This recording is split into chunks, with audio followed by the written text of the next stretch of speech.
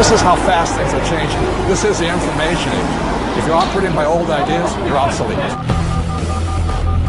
You begin the game by, identifying your dream. I think that's really where it all starts.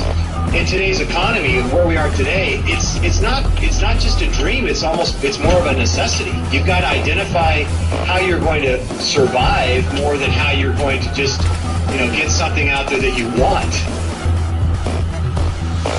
Here I am in New York City, financial capital of the world, surrounded by millions of people, most of whom will spend their entire lives working hard for money, but will have very little to show for it at the end of their lives. How many people are pissed off? I hate being told what to do.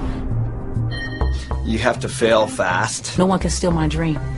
You can count on the government destroying the dollar. All currencies have eventually gone to zero. You cannot save your way to retirement. If it's too complex for us, what do we have to do with our money? We have to give it to them. It was pure hopelessness. It was just 100% survival. Somebody's buying it. The public isn't buying it yet, but somebody is. How bad do you want it? That's the question. It's time to acquire. An unfair advantage. What is an unfair advantage? What you're about to learn may just change your life. It's showtime, baby. Let's hit it. The greatest opportunity in the history of mankind is here. We're in the greatest economic change in the history of the world. This is going to be the biggest wealth transfer in my lifetime. We've got an entire society that has been built up over the years with the idea that financial institutions are a better place to put your money than to take control of your own life. If you have a solid financial education, taxes, debt, inflation, and retirement can make you richer, not poorer.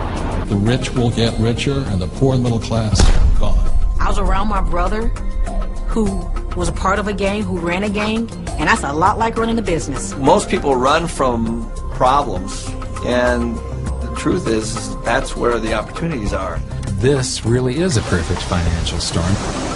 So I am optimistic about the future. It's going to crash. The next big economic boom will not be from the internet or China or India, but will be from empowering women.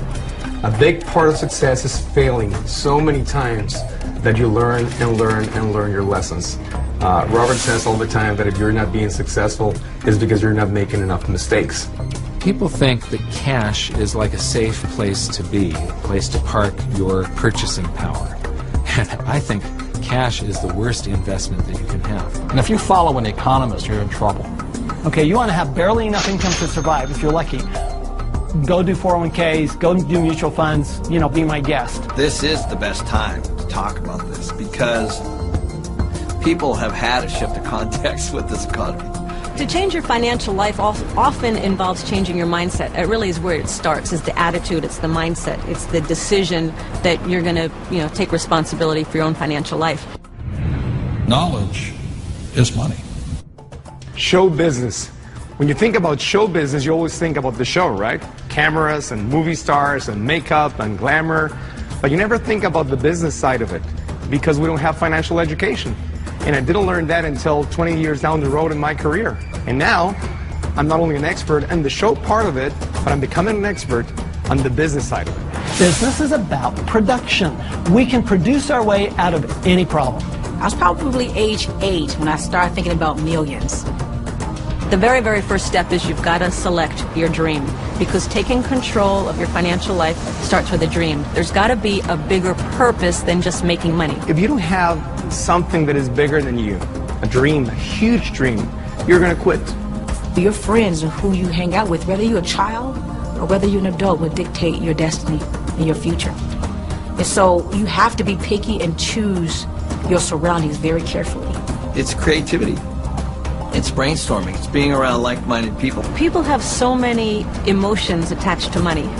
And it might be because of how their parents thought about money, or an experience they had around money that, they think it's evil, or they think rich people are bad people, and all of this stuff But if you just break it down, money is just a tool to be used in this world. Everybody today uses money, like it or not. The absolutely fastest way to put money in your pocket is to reduce your taxes. Gold and silver have been the safe haven asset for every second of the last 5,000 years. My real estate that we own, through depreciation, wipes out most of our taxable income.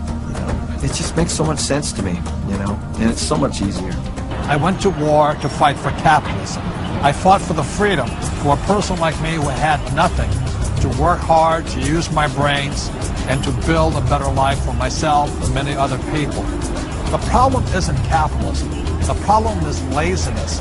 People who expect something for nothing. The problem is greed. People who take more than they give. And the problem is ignorance, an education system that thinks that money is the root of all evil. It's ignorance, it's financial ignorance that has caused so much of this problem, not capitalism. It's not just a dream, it's more of a necessity. You've got to identify how you're going to survive.